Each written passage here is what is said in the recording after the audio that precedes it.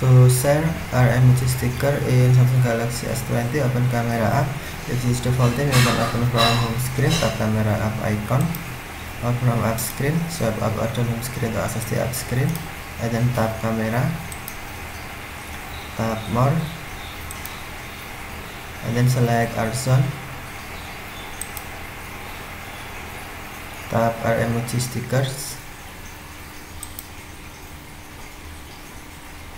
select sticker you want to share, example this sticker, and then tap share icon,